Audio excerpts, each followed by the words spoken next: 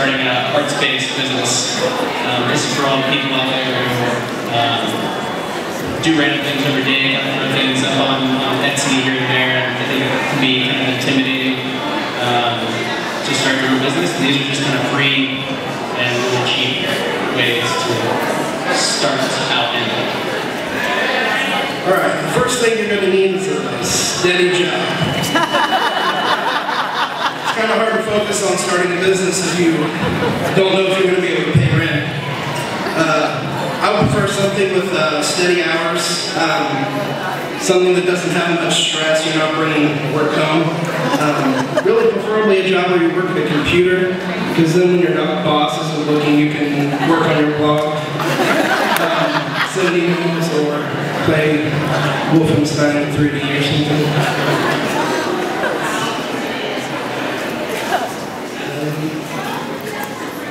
Yeah. Second thing. Make up a domain name. There's tons of, I don't know, the .coms are almost completely taken, so make something else up, creative. But $12 a month if you can find one that's actually available, pretty cheap. Get a domain name, and I mean, anyway, website.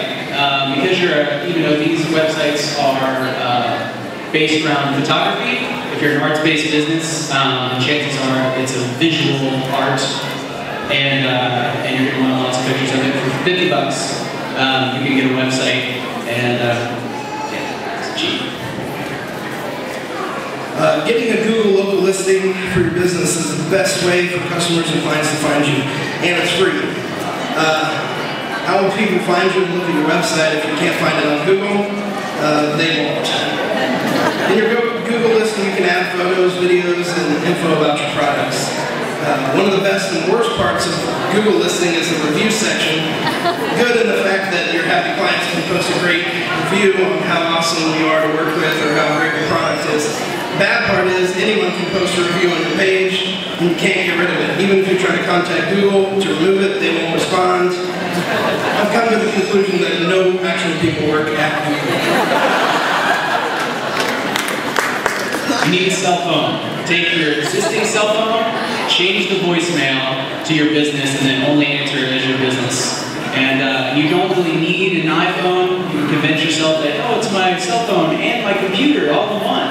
It's not really. Just use your cheap thing. This is really hard to explain. This is what's called a penny option, and you get a laptop too. So you can buy one on Craigslist or from friends. Or if you spend all day online bidding on this, you could possibly get a laptop for a few $100. MacBook Pro. It's complicated. Read it, but that's a way to get it cheap out there. Sounds kind of dumb, but you need business cards. This allows you not only to give people your important information, but to share your branding with everyone you come in contact with. I'm sure there are a bunch of printers out there in Columbus, but hot cards is what we've used before. Great quality and price. You can get 1,000 cards for $60. If you want something that stands out a little more than your standard card, letterpress is awesome. There are tons of options. This is an example of some inkless letterpress that you can do. Anything that will make a potential client remember you. I recommend Igloo letterpress, which is in Worthington.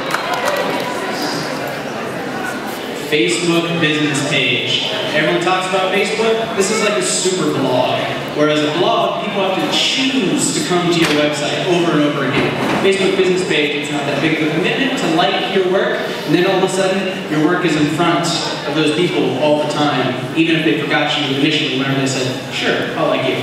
Plus, there are tons of analytics built into the page, more that I'm still finding all the time. You can kind of look at your key demographic. I mean, ours is between the ages of 18 and 34, and you can use that information later on to make a custom ads based towards people and their information in Facebook as well. Since we're talking about expanding your business on a small budget, I want to talk about my favorite tool, which is bartering. I would gladly offer my photography services to a furniture designer in exchange for a sweet office chair. And